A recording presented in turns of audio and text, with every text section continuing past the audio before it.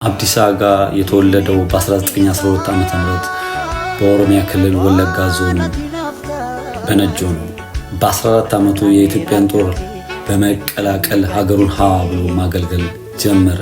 አብዲሳ ጦሩን ከተቀላቀለ ከ2 ዓመት በኋላ የአድዋን ሽንፈት ለመበቀል የዛተው የፋሺስት ሙሶሎኒ በድጋሚ ኢትዮጵያን ሲወር ሀገሩን ለመከላከል 16 ዓመቱ ወራሪውን ጦር መዋጋት ጀመረ።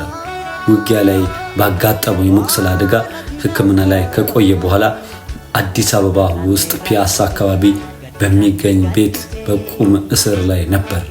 በኋላ ጣሊያን ኢትዮጵያን እንዲያስተዳድር በሾሙት ግራዚያኒ ላይ የመግደል ሙከራ ከተደረገ በኋላ አብዲሳ አጋ እና ሌሎች 37 የሚሆኑ የቁም እስረኞች ተጠርጣሪ ተብለው በከባድ ስቃይ እስር ቤት ቆዩ።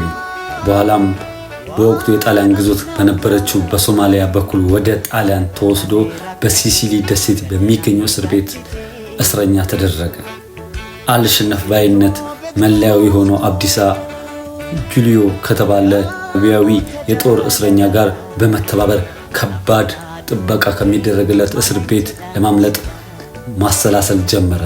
ተሳክቶለት ቢያመልጥ እንግዳ አገር እንደሚጠብቀው ቢያውቅም በነፃነቱ የማይደራደረው አብዲሳ የተሰጠውን የብርድ ልብስ ቀዳዶ በመቀጣጠል በመስኮት በኩል አመለጠ። ከዛ በኋላ ግን ሽሽት አልነበረም የጀመረው። አብዲሳ ከጥቂት ቀናት በኋላ በማታ ወደ እስር ቤት በመመለስ ጠባቂዎቹ ላይ ጥቃት በመፈጸም እስረኞችን ሙሉ ነፃ ማውጣት ችሎ ነበር። ያመለጡ እስረኞች ከእስር ቤቱ ጠባቂዎች በወሰዱት መሳሪያ የመታገዝ የአማጽያን ጦር ያደራጁ ሲሆን ጦሩን እንዲመራም የመረጡት ጀግናውን አብዲሳ ነበር። ከዛም የተለያዩ የጣሊያን ወታደራዊ ሰፈራዎች ላይ ጥቃት በመፈጸም ወራሪዎችን ጣሊያኖችን ኢትዮጵያ ውስጥ ከነበረው የአርበኛ እንቅስቃሴ ያልተናነሰ ጥቃት በሀገራቸው ያጋጠማቸው ጀመር። አብዲሳ ጦር እጅግ የተረበሹት ጣሊያኖች በርካታ ስጦታዎችን ቃል በመግባት ውጊያው እንዲቆም እና የሱን ጦር እንዲቀላቀል ለምነው ነበር። አብዲሳ በፋሺስት ስር ጎን እንደማይቆም በማስረገጥ ጥያቄያቸውን ውድቅ አድርጎ ጣሊያኖችን ባንዳ እንደማይሆን በሀገራቸው ማስጨነቅ ቀጠለ። በወቅቱ እየተጋጋለ የመጣው ጀርመኒ ናዚ ስርዓት ሁለተኛው የዓለም ጦርነት ሲጀምር ፋሺስት ሙሶሎኒ ከጀርመኖች ጋር ሲያብር እንግሊዝ፣ ፈረንሳይ እና አሜሪካ ጨምሮ በርካታ የምዕራባውያን ሀገሮች የህብረት ጦር መስርተው ሙሶሎኒን ጦር መዋጋት ጀምሮ ነበር። በወቅቱ ይህ የህብረት ጦር ቁሳቁስ ድጋፎችን ማድረግ ጀምሮ ድጋፉ በመጠናከሩ ፋሺስት ሰራዊት ማርበድበድን የቀጠለ አብዲሳ የጣሊያንን ጦር ተሸንፎ ዋና ከተማዋ ሮም በአሜሪካና እንግሊዝ የሚመራ ጦር እጅ ስር ከወደቀች በኋላ የሚመራቸውን ከተለያዩ ሀገራት የወጡ ወታደሮች በሙሉ ክንዳቸው ላይ የኢትዮጵያን ባንዲራ እንዲያስሩ በማድረግ የሀገሩን ባንዲራ እያውለበለበ ሮም ከተማ ሲገባ በዓለም አቀፍ ህብረት ጦር ትልቅ አቀባበል ተደርጎለት ነበር።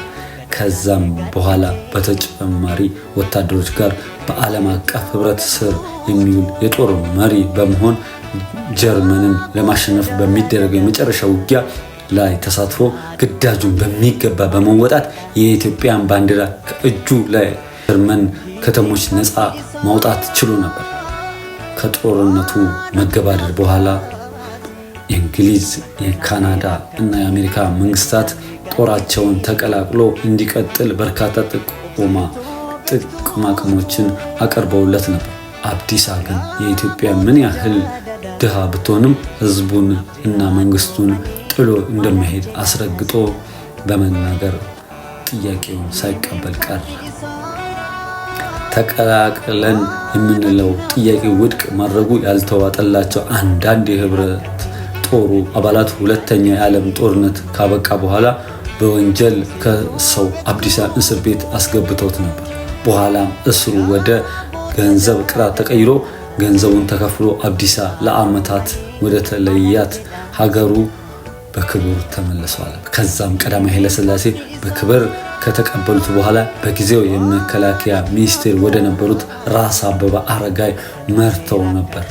ሚኒስቴሩ ወደ ሚመሩት ወደ ሆለታ ወታደራዊ ሰፈር የገባ አብዲሳ አነስ ባለ ወታደራዊ ቦታ የተወሰነ ጊዜ ከቆየ በኋላ ለጉብኝት የሚመጡ የውጭ ሀገር የጦር መሪዎች ስለ ዝናው ሲያወሩ የሰሙት ቀዳማዊ ኃይለ ሥላሴ ወደ ቤተ መንግስታቸው በማስመጣት በኮሎኔልነት ማዕረግ የንጉሱ ጠባቂ አድርገው ሾሙት። እስከ ቀዳማዊ ንጉስ ስርዓት መውደቅ ድረስ በቦታው ያገለገለው አብዲሳ ከጥቂት ዓመታት በኋላ ከዚህ ዓለም በሞት ተለይቷል። አብዲሳ አጋ ማለት የጀግንነት የታላቅነት ምልክት ማለት ነው። አብዲሳ ለአሁን ላሉ ወታደሮች አሁን ላለነው የሀገራችን ዳር ድንበር ለሚያስጨንቀን ብሎም ሀገራችንን አፍሪካን ለያኩሯ ትልልቅ ጀግኖቻችን ምሳሌ የሚሆን ነው። ለአንድነታችን ምሰሶ ማለት ነው። እኚህ ጀግኖቻችን ሁሌም እንደምንለው ኢትዮጵያ ታሪክ አላት፣ ዓለምም ታሪክ አላት። በተለይ ኢትዮጵያ የዓለም የእኩልነት ምልክት ናት። እወዳቸዋለሁ። ላይክ፣ ሰብስክራይብ፣ ሼር እያደረጋችሁ ቤቱን ተቀላቀሉልኝ። ሰላም ሁኑ። እወዳቸዋለሁ።